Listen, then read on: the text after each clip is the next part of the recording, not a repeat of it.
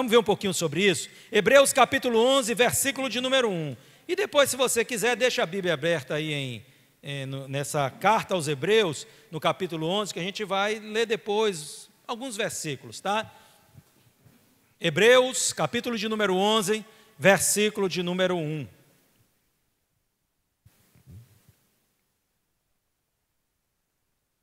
Olha o que está escrito aqui. Ora, a fé é a certeza de coisas que se esperam, a convicção de fatos que não se veem. Vou repetir como uma ênfase, né? Ora, a fé é a certeza de coisas que se esperam, a convicção de fatos que não se veem.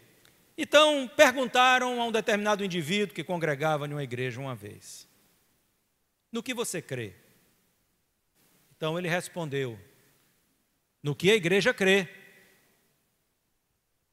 Tá bom. E no que a igreja crê? Ora, no que eu creio.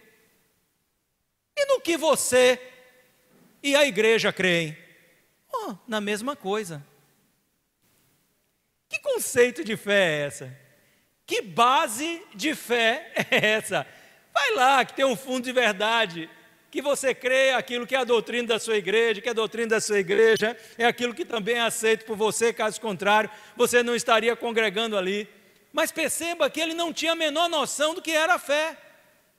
Fé para ele é acreditar naquilo que a igreja, aqui representada pela pessoa dos pastores, das lideranças e tal, do seu pastor, líder da igreja, então, colocava para ele. Será que essa é a base da fé que Deus procura em nós?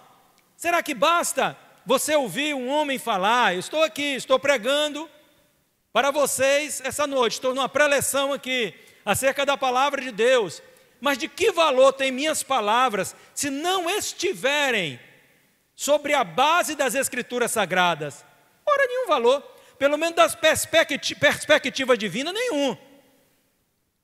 Pode ter um valor cultural, pode ter um valor científico se eu abordar tais aspectos, né? Pode falar sobre filosofia, sobre psicologia, mas essas coisas, elas não alcançam a Deus. Quando falamos sobre fé, nós temos que ter uma base bíblica. E é óbvio, é evidente, que as pessoas, elas dizem ter fé em seus corações. Todo mundo atesta ter um nível de fé. Mas, na maioria das vezes, essa fé não está alicerçada na palavra de Deus, nem está direcionada a Deus. Eles creem naquilo que lhes foi posto, às vezes pela familiaridade, às vezes pela frequência em alguma seita, em alguma religião que não se baseia na palavra de Deus, ou em parte na palavra, mas em outra parte não é a palavra de Deus, que não destina, que não foca, que não tem como alvo da sua fé a pessoa do nosso Deus bendito eternamente.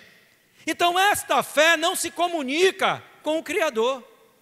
Esta fé não alcança o seu propósito. Não adianta você crer naquilo que a Bíblia não estabelece como uma base de fé. É por isso que muita gente pega uma ferradura, bota de trás da porta. Isso era no tempo mais passado, né? Eu estou aqui não falando do meu tempo, mas falando do tempo passado. Quem sabe é o tempo de Mário, o tempo de Renato, um tempo mais passado, né? Mas colocava uma ferradura, um pezinho de coelho lá, né? E tinha lá. Essa fé toca a Deus? Não toca a Deus. Mas hoje, será que as coisas mudaram? Não. Porque tem gente que tem lá a sua vassourinha, né? Aquela vassourinha ungida. O que isso tem a ver com a Bíblia? Onde é que está escrito aqui isso aqui? É ou não é? Mas é assim ou não é? É verdade, irmão. Você tem aqueles, sabe, aqueles objetos que as pessoas dizem: isso aqui é meu talismã, né? Só que aquilo não toca o coração de Deus, não alcança o coração de Deus, porque não estão sobre a base, sobre o alicerce da palavra de Deus. Então não funciona, não resolve. Mas eu crendo dessa forma, eu alcancei tal graça, eu alcancei tal vitória. Olha, as pessoas aquelas até que não creem em nada, alcançam vitórias. alcançam vitórias. E também Deus faz chover sobre justos e sobre injustos, não é isso que a palavra de Deus diz? Ou o sol só nasce para quem é crente? Não, nasce para quem é ímpio também. É só crente que prospera neste mundo? Não, não é só crente que prospera neste mundo. Existem algumas leis espirituais, assim como leis físicas, né, que uma vez empregadas, elas trarão resultados. Por exemplo, existe uma lei chamada lei da semeadura, que funciona tanto no ambiente físico como no ambiente espiritual.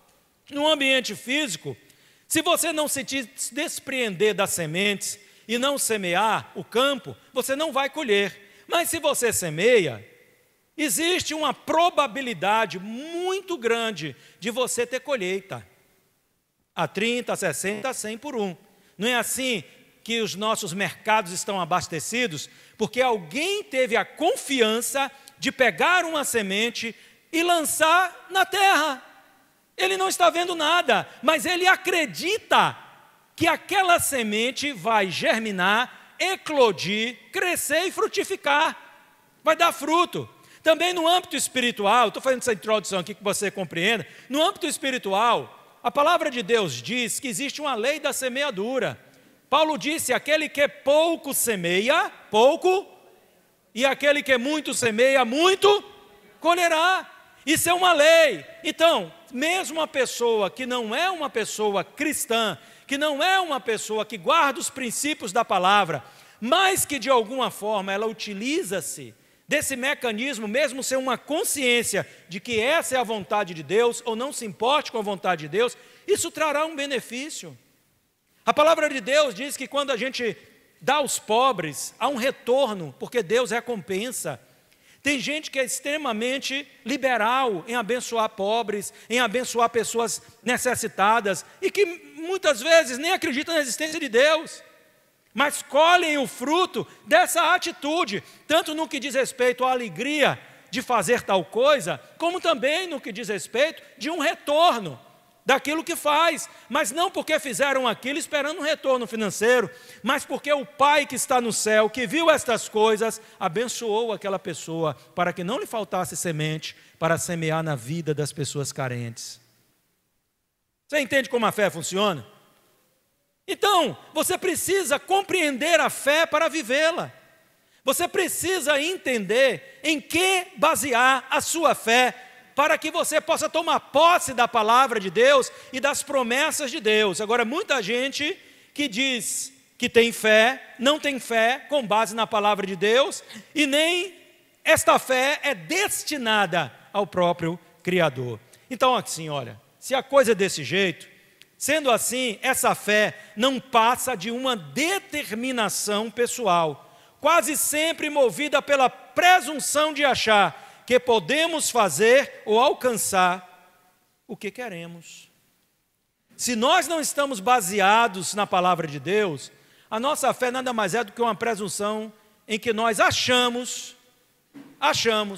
que temos o poder de alcançar aquilo que queremos. E eu já vi isso acontecer, você também. Você que é uma pessoa que tem experiência de vida, já viu isso acontecer. Já vi gente dizer, se eu quebrar, eu levanto de novo. Né? Eu sei como fazer, sei como acontecer. E eu fui testemunho de que quebrou e nunca se levantou. E aí, meu camarada, o negócio está feio, né? Perceba como estas coisas, elas são determinadas. Então, há uma presunção. Isso não é fé, isso é presunção. Eu vou conquistar. Mas com base em que você está dizendo isso? Você está se apoiando em uma promessa da palavra de Deus, ou no seu achismo, ou na sua presunção de dizer, eu posso todas as coisas, mas se esquecendo de que o versículo diz, naquele que me fortalece.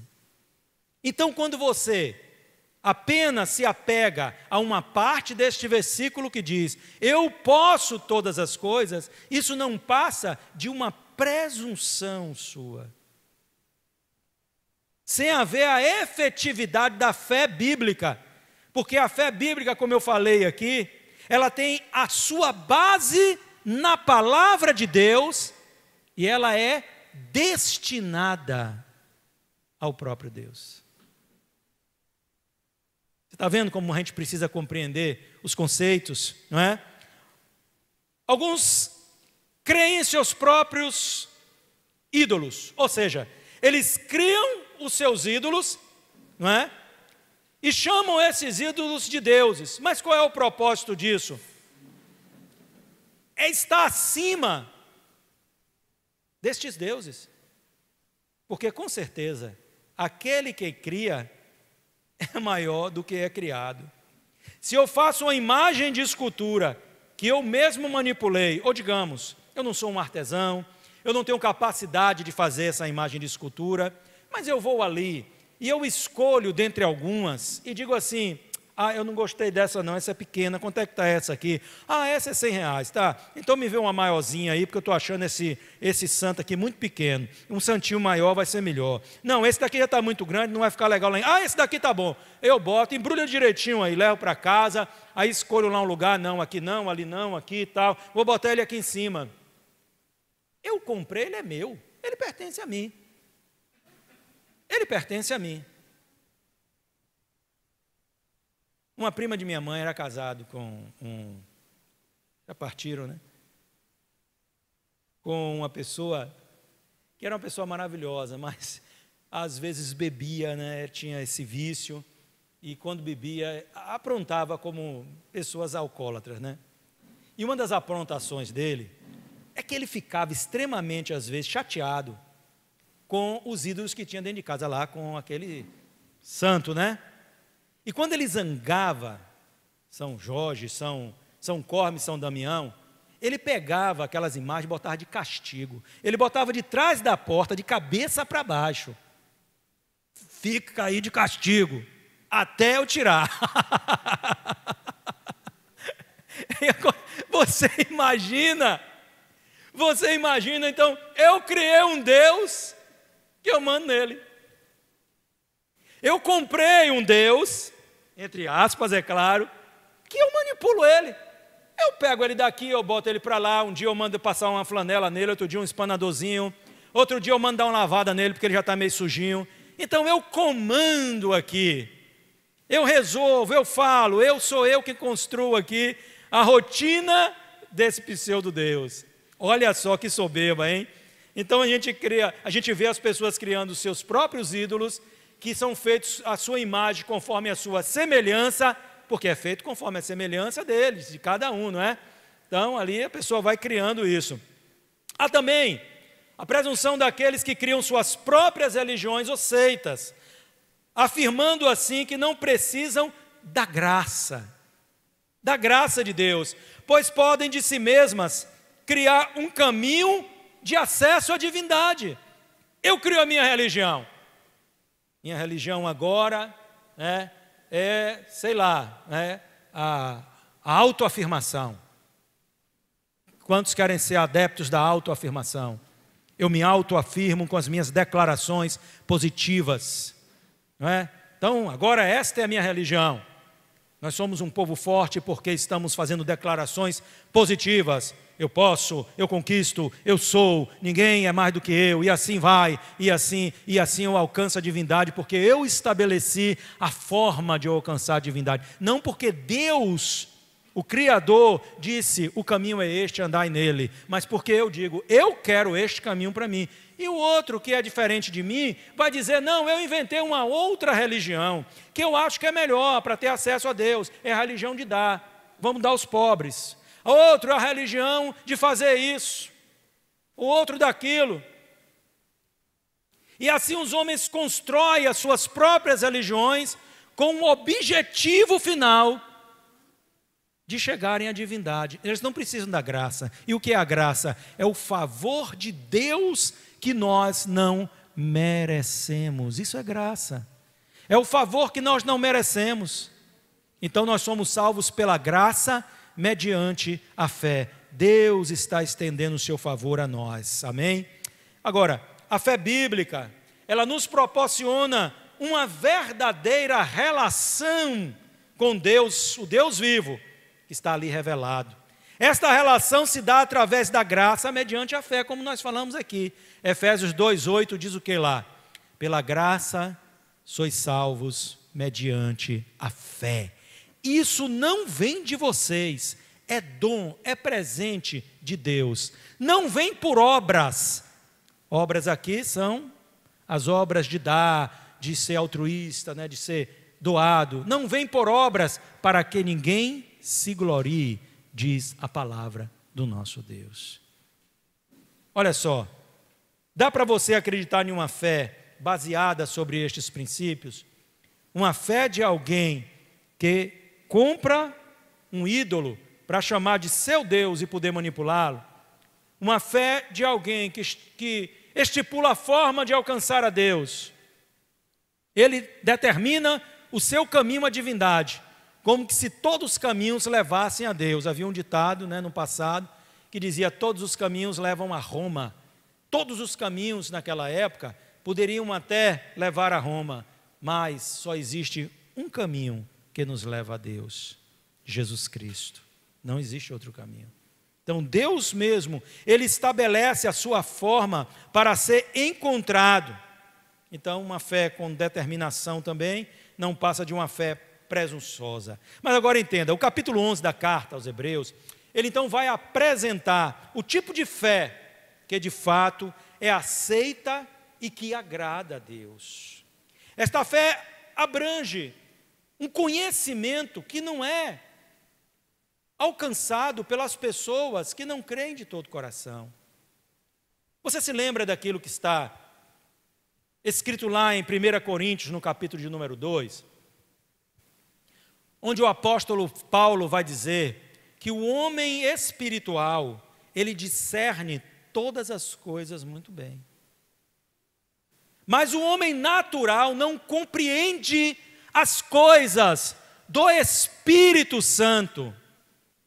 Ele não entende. Há um conhecimento que não chega a ele. Paulo chega a dizer lá em 1 Coríntios capítulo 1, de que esse conhecimento, se os príncipes daquele século tivessem, não teriam matado Jesus. Eles não discerniram, eles não entenderam quem era Jesus. E por isso, eles então o mataram. Eles não compreendem. Então existe um conhecimento que só através da verdadeira fé nós alcançamos. Uma compreensão que só crendo em Deus, porque a nossa fé, apesar de ser racional do ponto de vista de que nós entendemos o porquê cremos, e às vezes não é porque entendemos o que Deus está fazendo, mas é porque entendemos que Deus é poderoso para fazer. Existe uma diferença muito grande nisso, presta atenção. Você não vai entender tudo que Deus faz. Você não vai compreender por que Deus está fazendo daquela forma.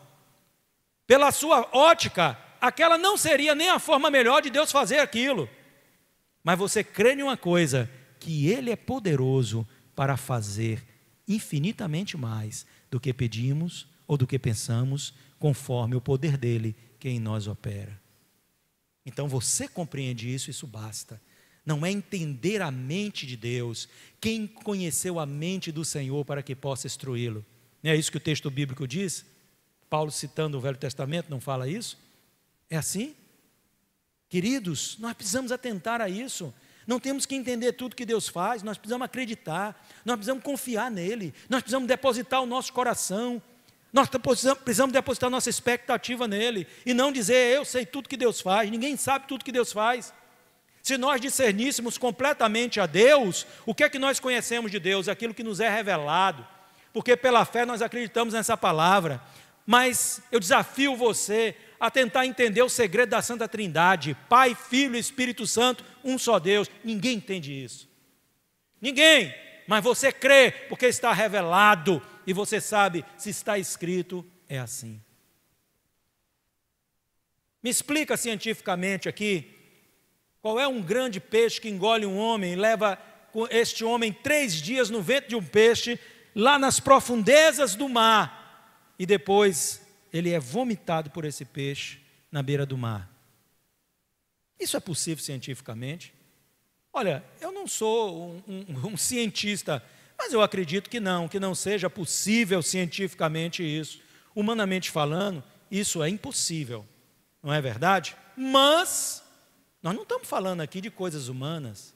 Nós estamos falando aqui de um Deus que, operando Ele, ninguém pode impedir, que faz todas as coisas conforme o conselho da sua vontade. Se você acha que Deus não é poderoso para fazer coisas assim, então tampouco Ele nunca jamais será Deus para você, porque você o limita. E o conceito original de Deus é um ser ilimitado. Nós dissemos que Deus é onisciente, ou seja, que Ele tem todo o conhecimento. Como, por exemplo, ter todo o conhecimento, querido, não significa dizer que Deus tem a capacidade de aprender todas as coisas. Significa dizer que Deus sabe todas as coisas. Ele sabe todas as coisas. Nada é novo para Ele. Nada é novo para Ele. Se você se invocar aqui, levantar e dar uns 3 pulos, umas 4 cambalhotas e plantar uma bananeira aí e dizer, eita, olha que movimento é esse, não é? Pentecostal. Isso pode me deixar surpreso. Não é? Pode deixar os irmãos assim, que mistério é esse? Mas Deus não vai se surpreender, sabe por quê? Porque Ele sabe todas as coisas. Ele já sabia o que você faria, o que eu faço. Você compreende isso? Como é maravilhosa a revelação da palavra de Deus. Agora, o que é que está implícito no texto? Nesse texto de Hebreus. A verdadeira fé não pode ser projetada apenas para as coisas futuras. Observe isso. Eu estou aqui abrindo aspas para isso, tá? Mas também se projeta para o que é dito acerca do passado. Por quê? Porque a mesma fé que te faz crer nas coisas futuras, te faz crer nas coisas passadas. Como, por exemplo, quem crê que Jesus vai voltar? Nós estamos falando do Agora eu te pergunto, quem crê que Jesus um dia morreu e ressuscitou? Amém? Nós estamos falando das coisas. Então a sua fé, ela sustenta você para aquilo que são as profecias e a revelação futura, como te dá condição de crer naquilo que está revelado na palavra dos acontecimentos passados e também para o seu presente, porque nós cremos que Deus está nos sustentando hoje e que Ele está aqui entre nós. Não é isso que a palavra de Deus diz? Onde estiverem 2 ou mais reunidos em seu nome, ali eu estarei. Oh, glória a Deus! Glória a Deus, bendito seja o nome do Senhor. A fé bíblica nos proporciona um conhecimento que os poderosos deste mundo não possuem, como eu disse aqui. Pois se o possuísse, não teriam crucificado o Senhor da glória. 1 Coríntios 2, 8. Mais precisamente, eu não me lembro se quando falei capítulo 1, mas é 2:8, tá? Então, é um conhecimento que é revelado a quem crer. Quem crê recebe este conhecimento. E não precisa você ser um acadêmico ou ter um curso superior, né? Não precisa você ter um doutorado, não precisa você ser oriundo de uma família que seja uma família socialmente próspera, abastada, nada disso, nada disso. O que nos leva a conhecer a Deus não é o que somos em nós mesmos, mas aquilo que nos tornamos através de Cristo, crendo na obra do Calvário. Isso é que nos habilita a compreender aquilo que Deus tem para nós. Você é um homem de fé, não é porque você é bonito. Você é uma mulher de fé, não é porque você é bonita. Não é porque você tem um perfume caro ou um perfume barato, tanto faz. Aqueles patichulinhos, sabe? Não é nada disso, irmão. Não importa o que somos em nós mesmos, ou o que o mundo diz que somos. O que importa é naquilo que cremos, e nós temos crido que Jesus Cristo é o Senhor, para a glória de Deus Pai. É isso que nos fortalece e firme confirma a nossa fé. Então o texto lá em Hebreus, capítulo 11, verso 1, ainda nos informa mais uma coisa, o quê? Que a nossa fé é. Olha que coisa extraordinária, ou seja, nossa fé está determinada pela ação proposta, pelo verbo a quem ela se conecta. O verbo ser, não é? A fé é. A fé é. De fato, podemos afirmar que a nossa fé é.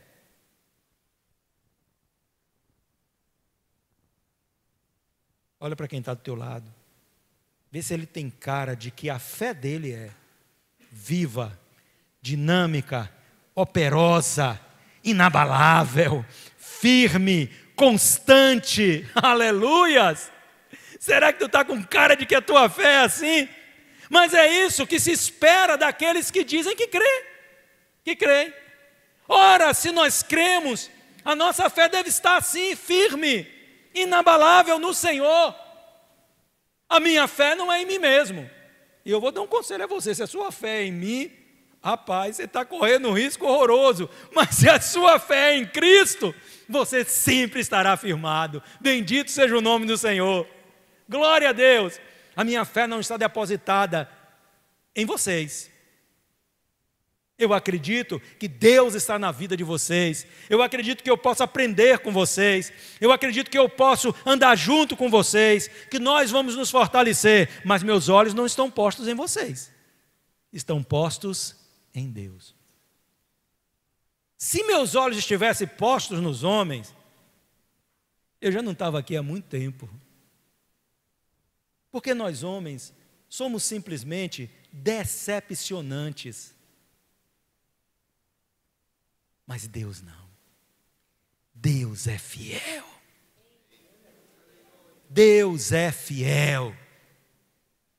Bendito seja o nome do Senhor. Isto é tremendo, irmãos. Então assim, olha aqui algumas coisas que o próprio texto afirma, e outras coisas que nem são do texto, sobre a fé. Nós lemos lá. A fé é o quê? A fé é o firme fundamento das coisas que se esperam.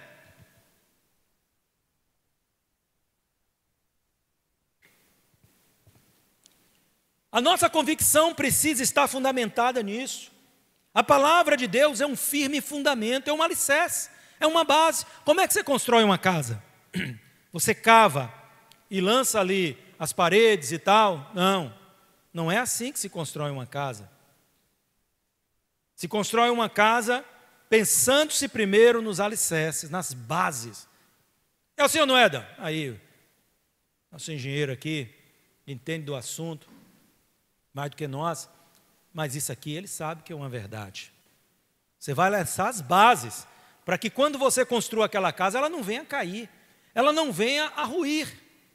É necessário que você faça lá um alicerce bem feitinho, e quanto maior você queira que seja a edificação, mais forte tem que ser o alicerce. Para que você possa, então, ter tranquilidade em construir. Então, quanto mais milagres, bênçãos, vitórias você queira alcançar, maior tem que ser o alicerce. O alicerce é o quê? É a palavra de Deus. Por isso que a Bíblia diz, a fé vem pelo e ouvir a palavra do Senhor. Ou seja, a fé vem pelo conhecimento da palavra de Deus, da vontade de Deus.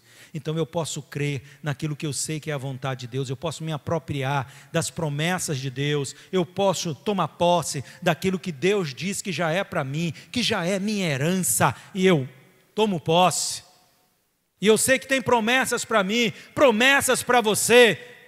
Se você não quer as suas, problema seu, eu quero as minhas. E se você bobear, ainda toma a sua, porque promessa é uma coisa boa demais, irmão. É assim ou não é? Nós precisamos acreditar no nosso Deus. Mas a gente só pode acreditar nele se a gente conhecer qual é a vontade dele para a nossa vida. Uma geração que não gosta de Bíblia, que não lê a palavra do Senhor, não pode saber no que crê. E às vezes está acreditando e crendo em coisas que nunca foram promessas de Deus para a sua vida. É aí que é o ponto-chave.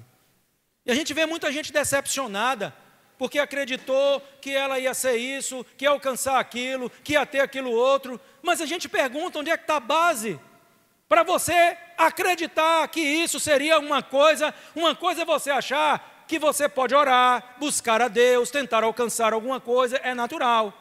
Mas dizer, Deus tem uma promessa para mim nesse sentido, onde está escrito isso? Tem que estar escrito na palavra do Senhor. Senão, você não pode dizer que Deus falhou com você por você não alcançar o que você queria. Deus nunca se comprometeu com você em relação a isso, talvez. Então, é mais ou menos por aí. É a questão de você não conhecer, não saber como a fé se processa e se decepcionar com Deus, achando que Deus não cumpriu uma promessa que nunca fez a você. Como é que Ele vai cumprir? Não é verdade? Se a sua fé está fundamentada na palavra, ela será um firme fundamento para uma verdadeira construção espiritual. Mas pessoas que só creem no que os homens dizem, e eu vejo muita gente assim, não tem conteúdo bíblico, irmãos. Por que é que nós somos uma igreja bíblica? Porque nós nos baseamos toda a nossa doutrina de fé na palavra do Senhor. E fazemos questão de que vocês não estejam aí só amém, amém, mas que vocês aprendam, confiram na palavra, cresçam na palavra, porque isso será importantíssimo para a vida de vocês. Sejam como aqueles crentes de Bereia, que conferiam tudo na palavra, para ver se era assim mesmo, como estava sendo pregado. Essa é uma prudência que você nunca pode deixar de ter. Porque tem muita gente, e a gente vê isso todos os dias, que pastores estão pregando, ou pessoas estão pregando, e está glória a Deus, aleluia, sobre uma coisa que não tem fundamento bíblico. Que não tem fundamento bíblico. Preste atenção se não é assim. Às vezes está pregando uma blasfêmia, uma distorção doutrinária, um erro bíblico. E a pessoa, não sei, tem aquele hábito de dar glória a Deus em tudo que se faz, toda a expressão. Aí tem que ter o nossa consciência em relação a isso. Não podemos, temos que entender, isso é de Deus, aí sim, glorifique.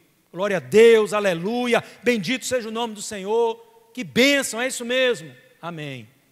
Mas o sujeito está lá, pregando sobre coisas que não estão na palavra, distorções doutrinárias, e a pessoa está amém, glória a Deus, aleluia. De vez em quando eu vejo assim, sabe, essas pessoas de YouTube e tal, e eu não estou dizendo, tem muita gente abençoadíssima aí pregando, mas sempre tem aqueles que desvirtuam a palavra de Deus. Gente que não conhece a palavra de Deus vai pregar. E engraçado que hoje de tarde, a gente depois do almoço estava lá, e Alessandro, sei que aquele jeito, botou lá uns vídeos, né? Tinha um vídeo que a gente já tinha ouvido já há muito tempo atrás, e a gente está dando risada, né?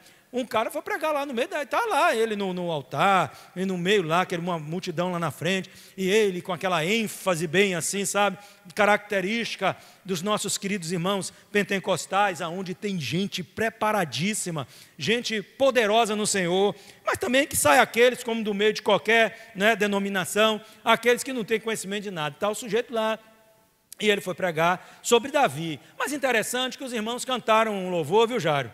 E aí influenciaram o pregador. O louvor era, né? Solta o cabo da nau, toma o leme nas mãos. É assim, né?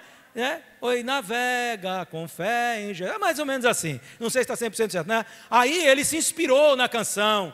E aí ele disse, eu ia pregar, mais ou menos assim, você acha isso no YouTube, eu ia pregar sobre o valente Davi, mas então eu vou pregar hoje sobre o valente Danau. Ele pensou que Danau era o nome de um homem, né? Danau, este homem valente. As pessoas diziam, está lá na Bíblia, eu não sei bem aonde, mas está lá na Bíblia, que Danau, este homem valente, e é servo de Deus, e as pessoas diziam, solta o cabo, Danau, e ele não soltava aquele cabo, ele segurava aquele cabo. Gente, para pensar, e tinha, o baixista é de Deus aí, ó, olhou assim para o irmão como quem diz, surtou. Aí, ó. Baixista é mais prudente, não é não, Jairo? Olha aí, jogadora, brincadeira. Então assim, irmãos, para prestar atenção nisso. A gente leva na brincadeira, mas isso é muito sério. Tanto no que diz respeito àquele que prega, como àqueles que ouvem. Confira na palavra se é assim. O pastor Marco, eu sei que vocês têm confiança em mim, confiança no que eu prego, porque já estão comigo nessa jornada há muito tempo, mas mesmo assim, se há alguma coisa que surge uma dúvida, vá para a Bíblia, procura, não entendeu, procura o pastor, não fique com dúvida, ou não fique, eu não, tudo que prega, eu estou aqui, ó. Pode ser quem for, mas eu estou na palavra,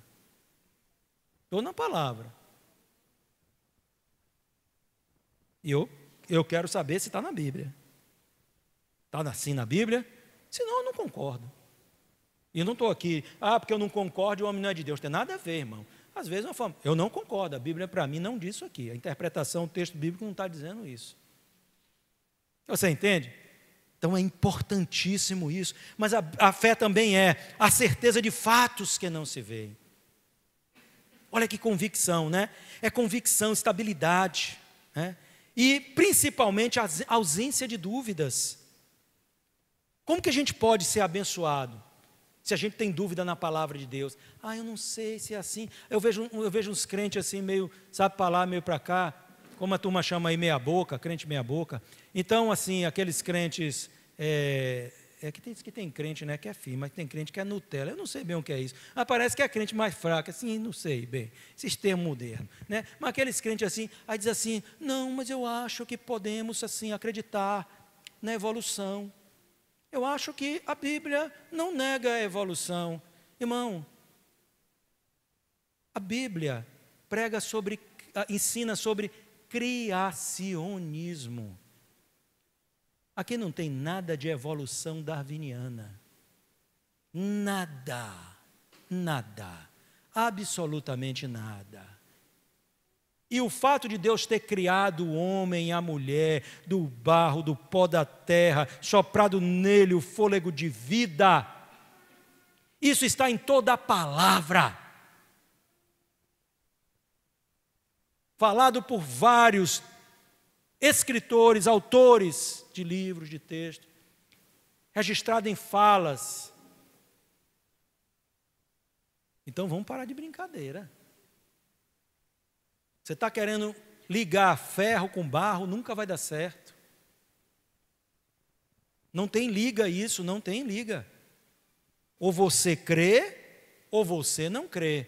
Não vem com esse negócio dessa meia boca, dessa teoria darwiniana aí, que o Ocidente fica abraçando, que não passa de uma teoria, mas que é ensinado como verdade nos colégios. Agora o criacionismo não ensina. E eles, engraçado, que falam assim, isto a maioria dos cientistas acreditam, mentirosos.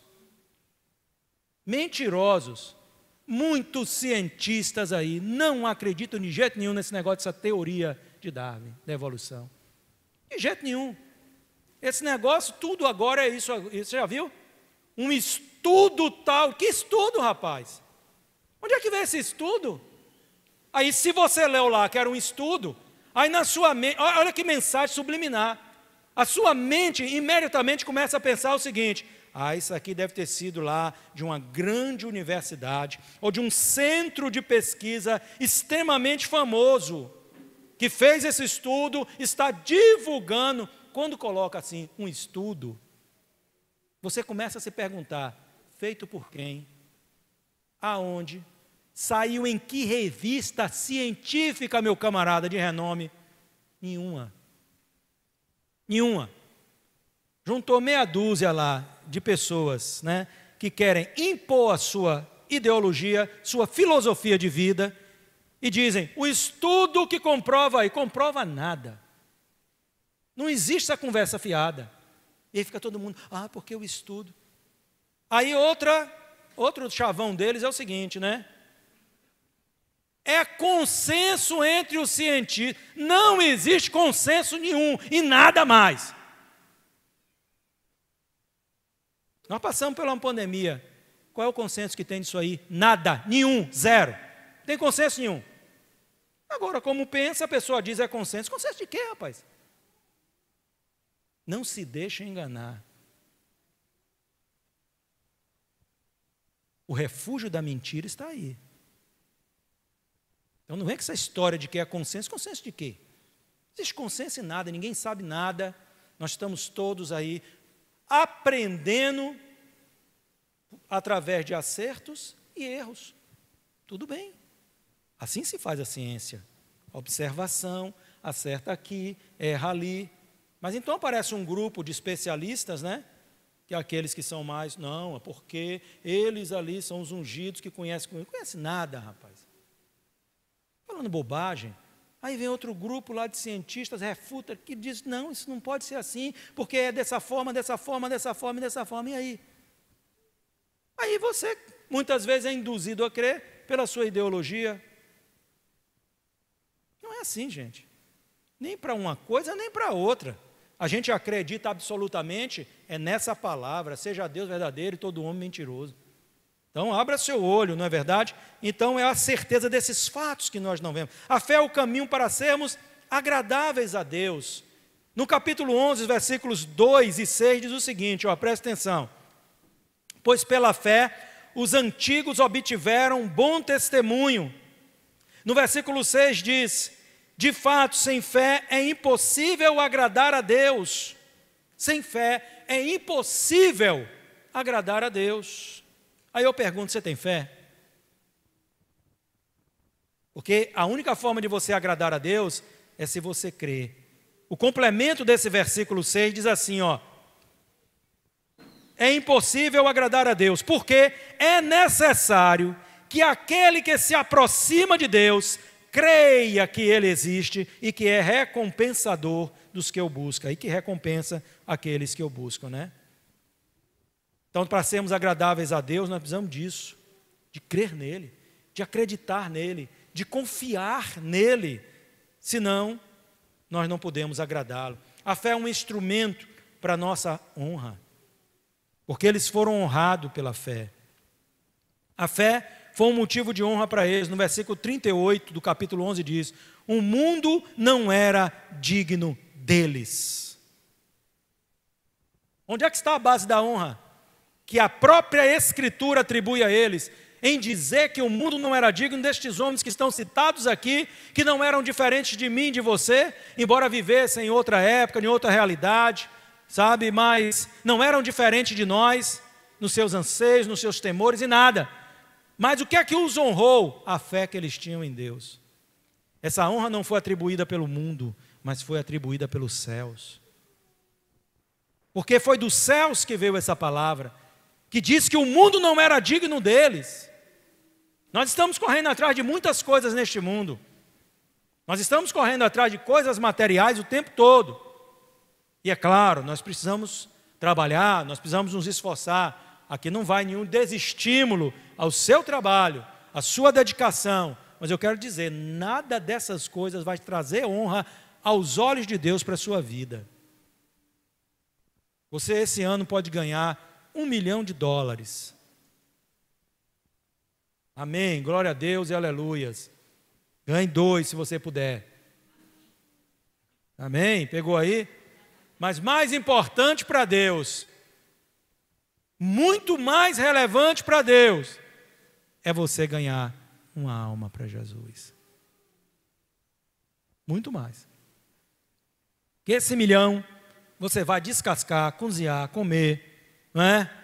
Vai ser bom, mas você não vai levar nada disso para o céu. Isso não vai acrescer nenhuma pedrinha na sua coroa. Ajuntai tesouros nos céus. Não é isso que o Senhor Jesus disse? E esses tesouros aqui não está falando de dinheiro. Está falando das obras que um cristão deve praticar.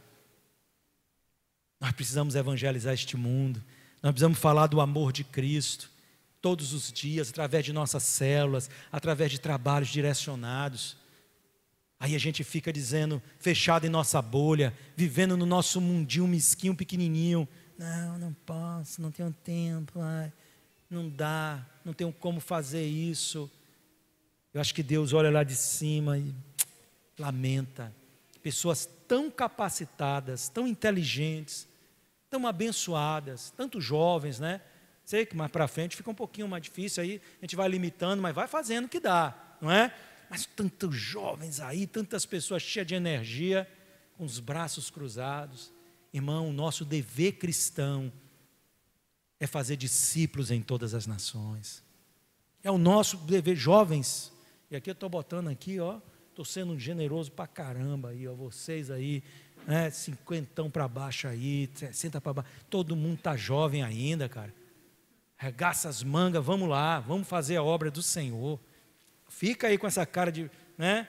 Não, às vezes lá na frente, né, você vai ser mais, está aconselhando, orando, mas agora é tempo de você trabalhar e batalhar por esta fé comum. A fé é um dever para nós, é o nosso dever, não é isso que diz aqui? Todos que se aproximam de Deus precisam crer que Ele existe. É o nosso dever. A fé é a ponte que nos aproxima de Deus, é uma verdade. A fé é o selo para a nossa vitória. Todos eles venceram através da fé. Pela fé eles alcançaram. Depois você pode ler este capítulo 11 todo aí, e você vai então se firmar e se deliciar com isso. E um pouquinho da fé, para a gente encerrar aqui, né, em 2 minutos, que vinha através do conceito que os puritanos tinham acerca da fé. Fé para eles se resumia em 3 pontos. Primeiro, conhecimento. Você sabe no que crê? Aí vem aquela historinha lá do início. Eu creio no que a igreja crê. Não. Você sabe no que crê? Creia na palavra de Deus. Creia na palavra. E se a igreja prega a palavra de Deus, aí sim, está tudo bem. Se não prega a palavra de Deus, meu irmão, bota a tua Bíblia debaixo do braço e cai fora. Porque isso vai levar você para um precipício espiritual. Esteja em uma igreja que prega a palavra de Deus. Mas aquela igreja lá tem um movimento maravilhoso, as ondas assim, sabe, do Espírito passa, pastor. Conversa fiada. Isso não leva ninguém para o céu. O que leva a pessoa para o céu é isso aqui, ó. É a palavra do Senhor, que nos mantém firme na jornada. É isso que importa, não importa, se é lá em cima da serra, debaixo do pé de jaqueira, aonde é a congregação que você está. Tem a palavra de Deus, esteja firme. Esteja firme, porque o Senhor está se revelando ali. Essa é a fonte primária, é a fonte primeira, é a fonte original da revelação do Senhor. Conhecimento, concordância com a palavra e confiança. São 3 coisas que você precisa guardar no seu coração. Isso era o conceito de fé que estes homens de Deus tinham. E você? No que você crê? Vamos nos colocar em pé? Vamos lá?